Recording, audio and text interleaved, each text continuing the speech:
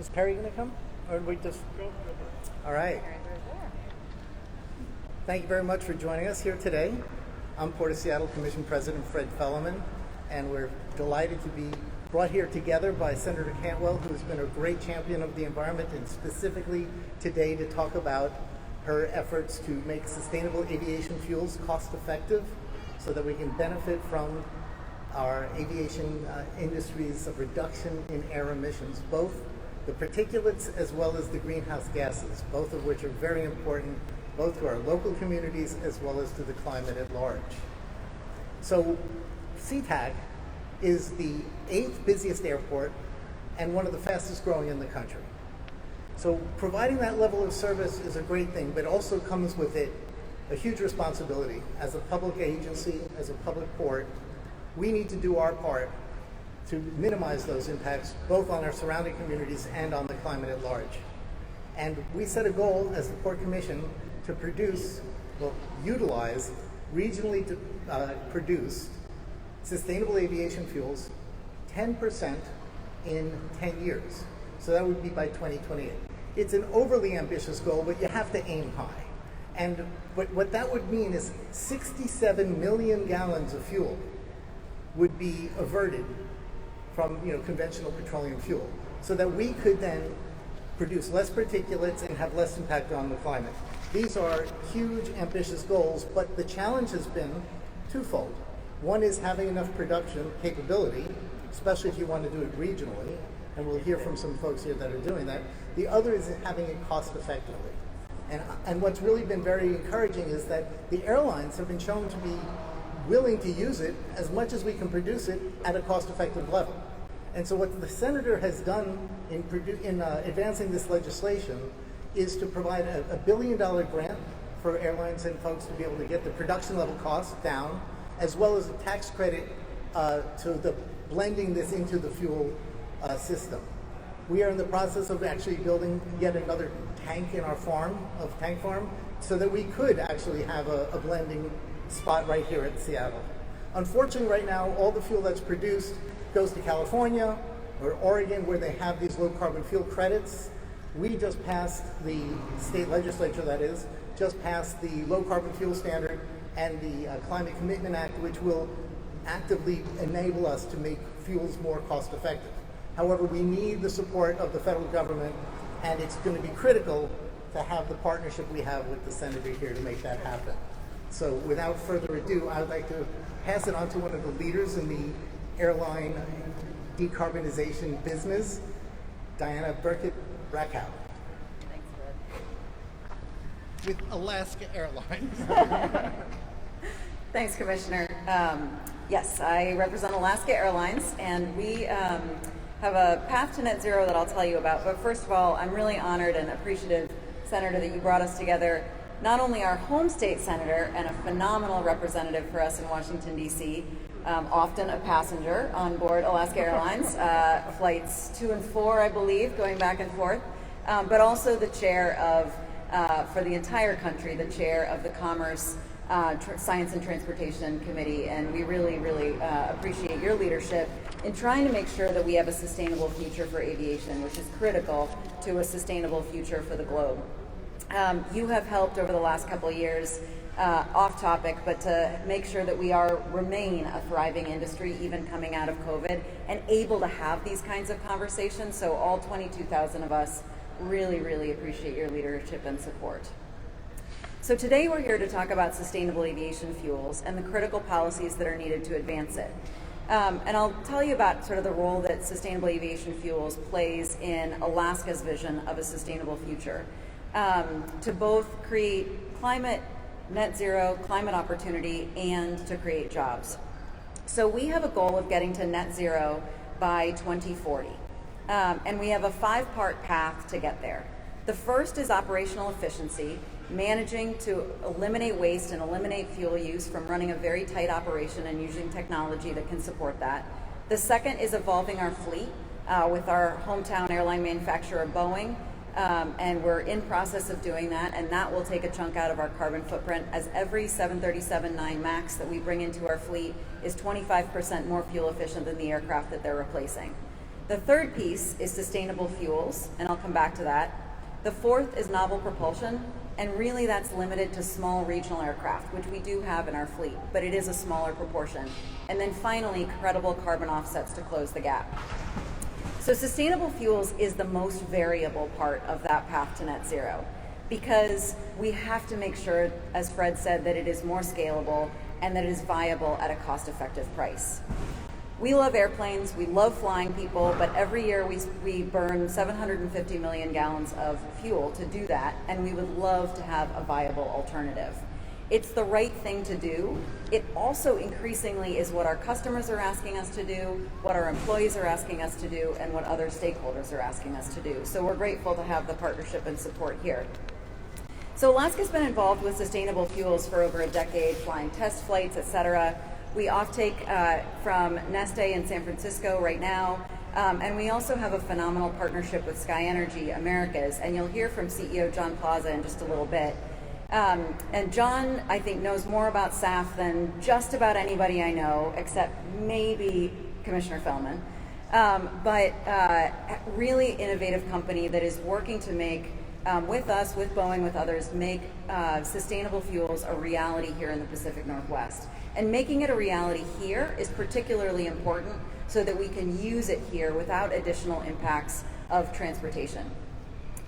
Washington State, who you'll also hear from, is absolutely the cradle of SAF research and has made it clear that this fuel is safe and able to be produced through a variety of methods. So we know through all of these partnerships that SAF is safe and that it can be scaled if we invest in the right places, and that it can reduce up to 80% of carbon emissions on a life cycle basis. So what do we need to do that? There are two policies in particular that I just want to emphasize Alaska Airlines support for, and I think probably all of our support for. One is authorizing and appropriating $1 billion to a U.S. Department of Transportation grant program focused on supporting investments for projects that produce, transport, blend, or store SAF in the United States, as well as invest in low emissions technologies. This is a policy being championed by the Senator and many of her colleagues, and it's really important. The second one being considered in Congress right now is the 10-year SAF blenders tax credit. Ideally $1.50 to $2 per gallon based on performance in terms of reduction of greenhouse gases. So Senator Cantwell was an original sponsor of the Sustainable Skies Act to create that tax credit and is working to make sure that it's included in reconciliation. One thing that I just want to emphasize is that there is no one policy or one solution that's going to make SAF viable at the right price and scalable. And so all of these policies in concert, all of the actions of many partners is actually required to get it into production and into widespread use. And we're really grateful to partner with all of you to do that. So we have a bold goal in the United States of getting to 3 billion gallons of SAF by 2030. If we can, it'll help Alaska to get to net zero. It'll help the industry get to net zero. And so we look forward to support to making sure these policies move forward. So next, I would like to introduce Dr. Michael Walcott from the Washington State University, who has been a phenomenal leader in SAF research. He's the director of the FAA Center for Excellence for Alternative Jet Fuels and the Environment, or, since that's a mouthful, ASCENT, a research organization co-led by our own Washington State University and MIT. So, Dr. Walcott, over to you.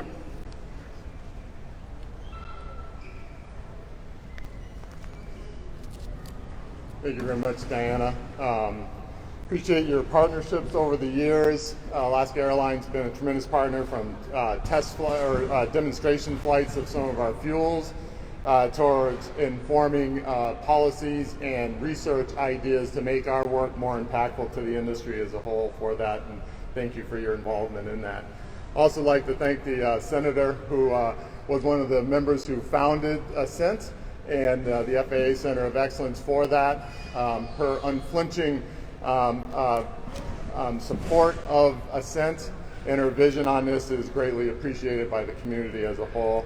Glad to see this finally coming around in everyone's verbiage now. So, as Diana indicated, ASCENT is the FAA Center of Excellence for Alternative Jet Fuels and Environment. And I'm here representing not only colleagues at Washington State University that participate within ASCENT, but also talented researchers from 16 universities nationwide that conduct research to inform the FAA's decision-making in topics of environment and energy.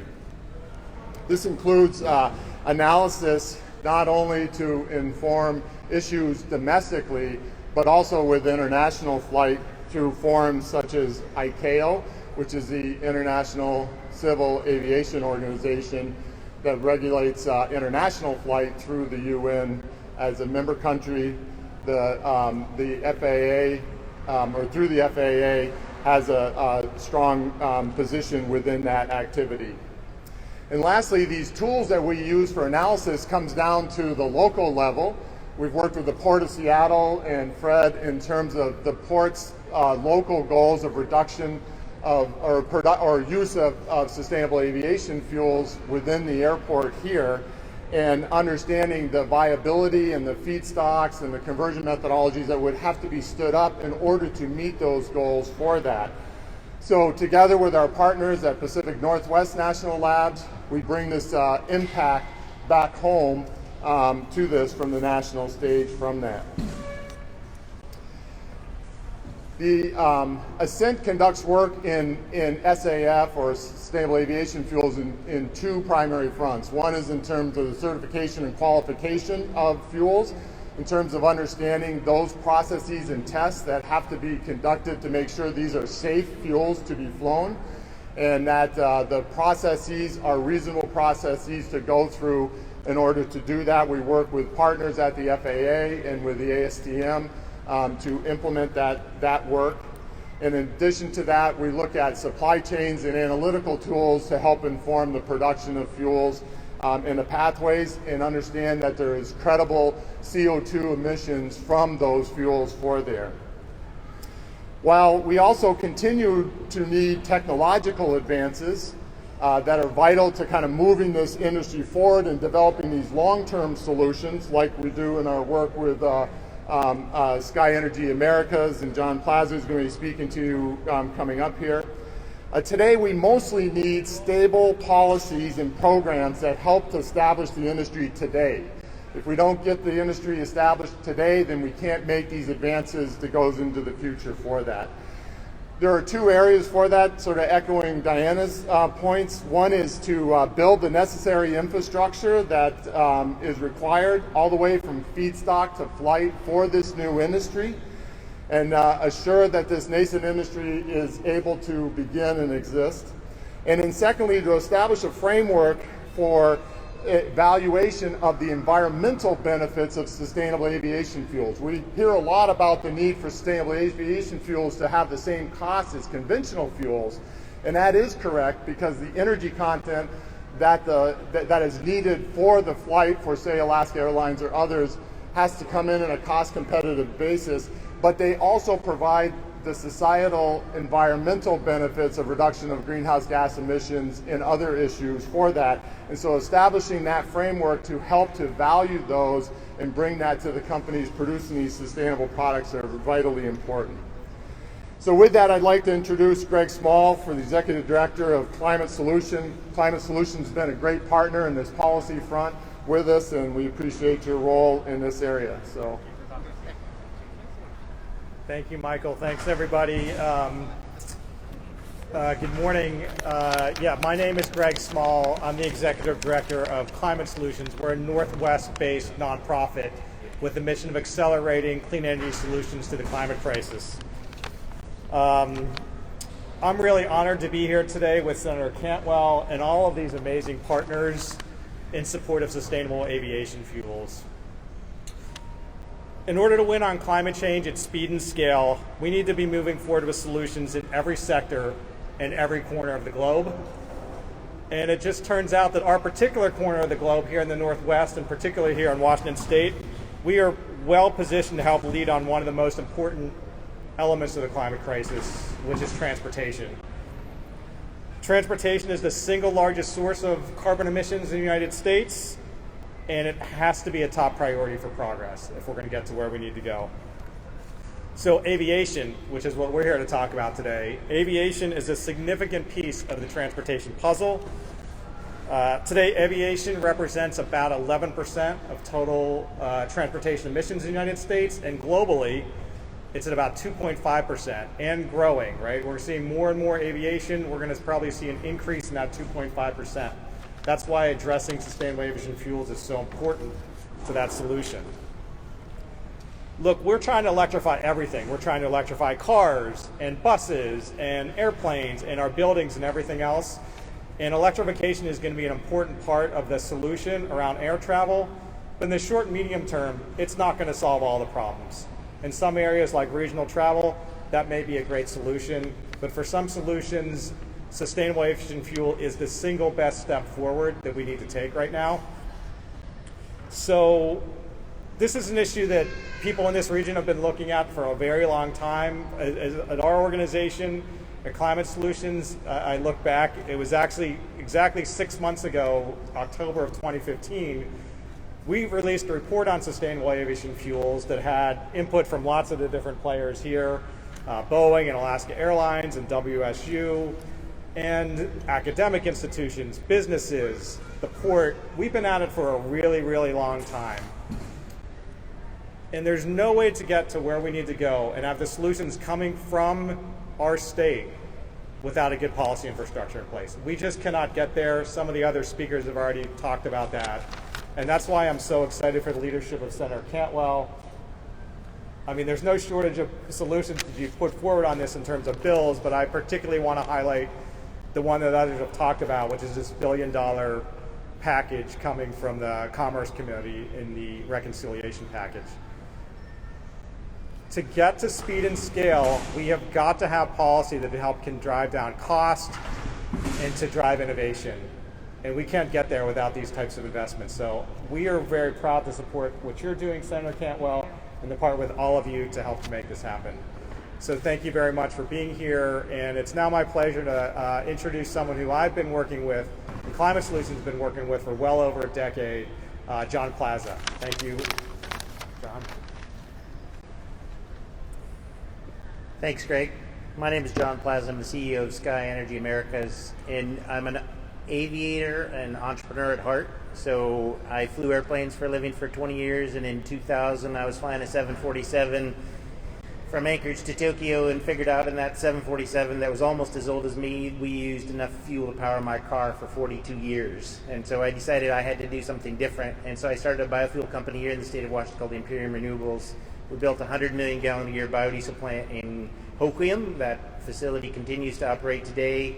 It wouldn't have been developed and built and be successful without the support of Senator Cantwell. So it's been an honor to work with her on policy from really almost 15 years on biofuel policy.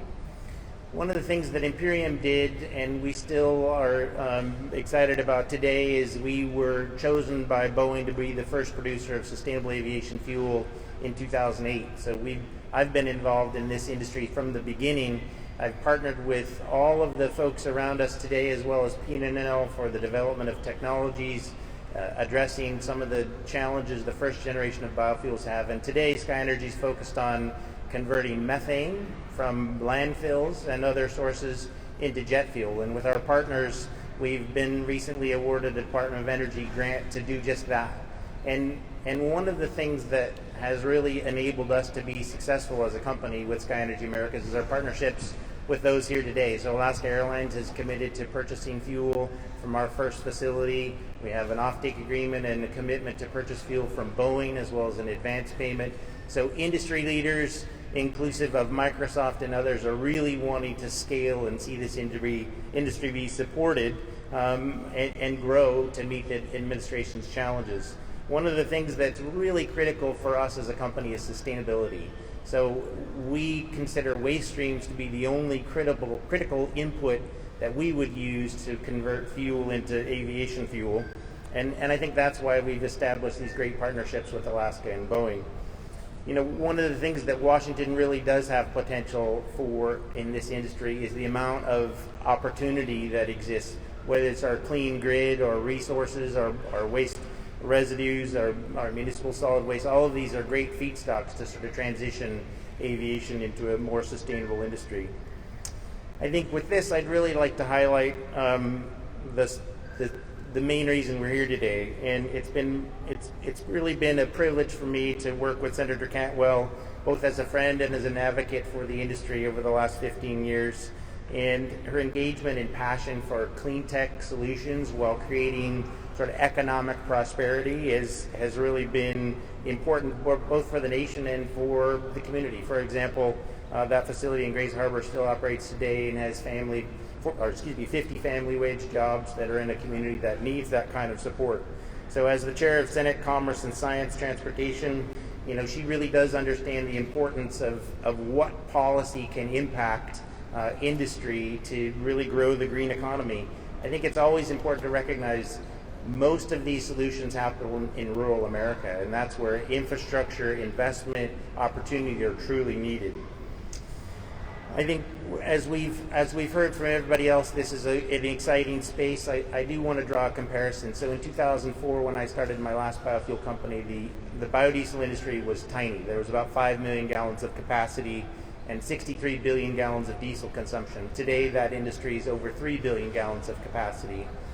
In the sustainable aviation fuel industry today, there's one facility in the U.S. of commercial scale that produces 4 million gallons. It's not in Washington. The opportunity for the nation is huge. And really, we're at the cusp of a really exciting growth opportunity in sustainable aviation fuel. And the policies that you heard, both the SAF, BTC, as well as the effort under Senator Cantwell's leadership to support infrastructure is a critical component. So today, Senator Cantwell is going to talk to you about sustainable aviation fuel and particularly the investments that she believes are a great opportunity under the budget reconciliation passage. And I do really want to highlight that she's been one of the best supporters for the industry, and it's an honor to be here to help support this. Thanks. Thank you, John. Well, thank you, John. It's been great to work with you over so many years. Commissioner Feldman, thank you. Thank you so much for allowing us to be here today. Diana, thank you for the work that Alaska Airlines continues to do to pioneer in this area. And also want to say to Dr. Walcott, thank you so much for your leadership. It seems like just yesterday that we got the money from Center of Excellence at the FAA to look at this feedstock issue. So I guess you could say that was a great success, because now we're here today to talk about how you scale that feedstock issue to manufacturing and how you get it delivered to the aircraft that need it. So I want to thank everybody, and also obviously Climate Solutions, definitely great. Thank you so much for giving us this big picture look at this.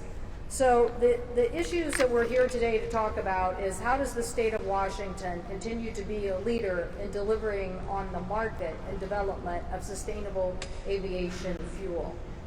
We know this is important to do because we know from smoky skies or record temperatures that we need to do more to address the climate crisis. Every sector in our economy that uses fuel is looking for alternative fuels, and there's some sectors, like the automobile sector, that has gotten, let's just say, way down the road on their changing to alternatives. But travel is still one of the most carbon-intensive activities individuals can engage in. And just today, the UN Secretary General said that, quote, targets set forth by shipping and aviation are not aligned with the goals of limiting global warming.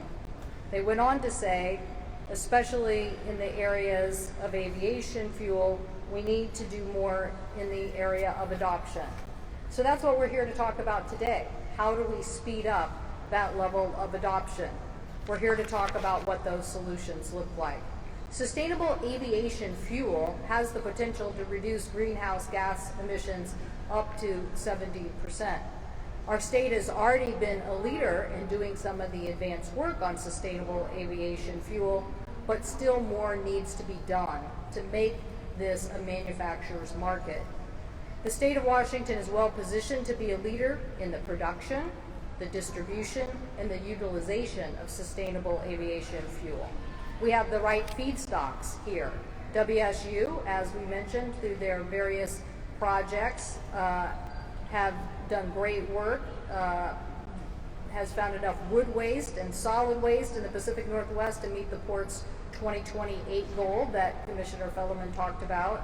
We have existing infrastructure to build on. Those facilities that were mentioned by John Plaza, already existing facilities in our state. And we have major airports, military facilities, and others that want to use the sustainable aviation fuel. So while we've made big gains in the area of science, we now have to make big gains in the area of manufacturing. Our main challenge now is to develop a dedicated industry of suppliers, refiners, blenders who produce that fuel in significant quantities and at the right price point.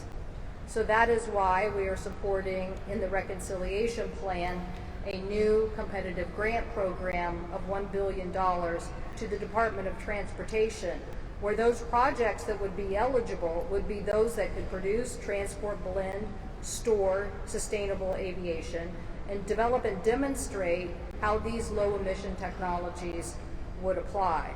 So some of the same people here today could also apply for those infrastructure grants. This funding would help build the infrastructure to produce sustainable aviation fuel and get it where it is needed. So those grants could go to developing the product, blending the product, supplying the product, and in the distribution of those products. All of this is based on the research that was done by WSU and MIT and many others in that aviation grant. But now we have to take the next step. We have to help our state, help the sustainable aviation fuel get off the ground and get into the planes that we would like to see. So I thank everyone here for helping us share this goal of getting the manufacturing end of this equation dealt with, incentivized, so that the private sector can take hold and develop this as a solution for the rest of the United States.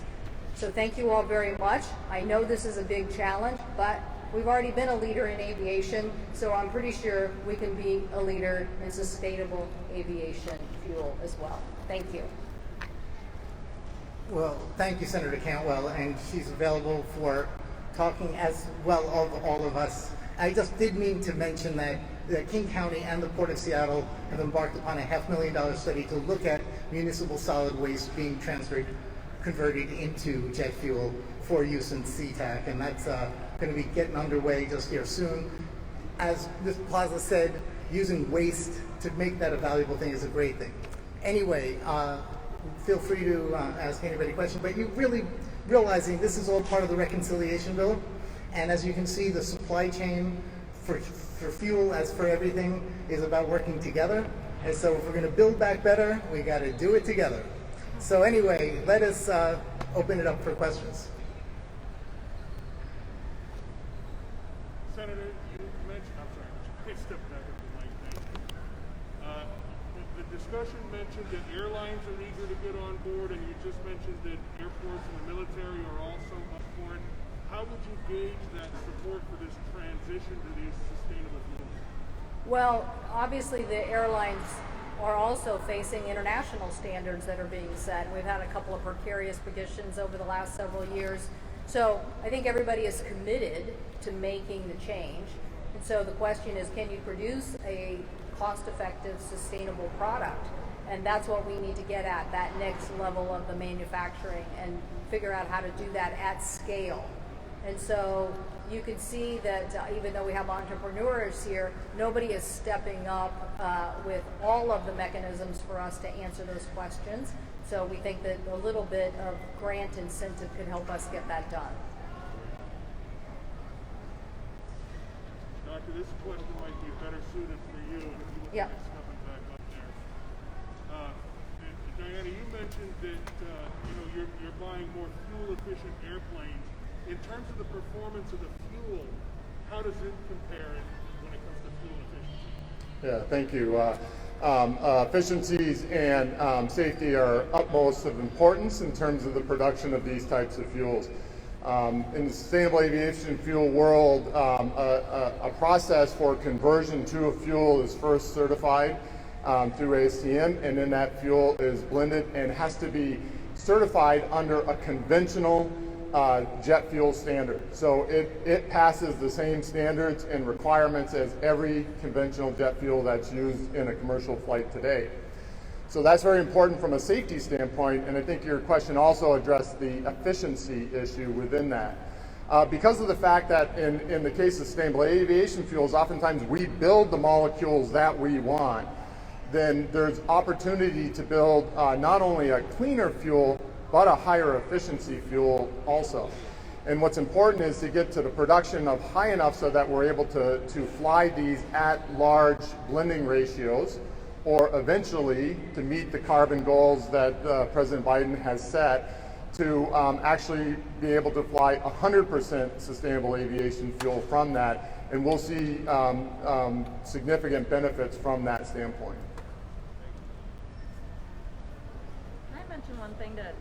Can I just mention one thing to add on? Actually, two things. One, maybe this goes without saying, but one of the reasons that SAF is such a great tool is it is a drop-in fuel, so you just simply put it in the fuel farm, you put it into the airplane, and a pilot doesn't notice any difference flying with that fuel. There are future opportunities as well to improve that, but right now it's just a phenomenal solution because it integrates so easily within the airline operation. Just on the efficiency front, buying our more efficient airplanes is hugely impactful, but still a fraction of the path to net zero, and not nearly as great a fraction as could be enabled by sustainable fuel. So I think that's another important point. And then finally, to your question about demand, it's important to acknowledge also that the private sector, in addition to airlines, is also creating demand. So we have a deal with Microsoft, for example, where Microsoft and we are working together to use SAF to cover their corporate travel. And other private companies are interested in this as well, because we've all committed to getting to net zero, and we share the carbon emissions from us over to them as well. So hopefully that helps. Thank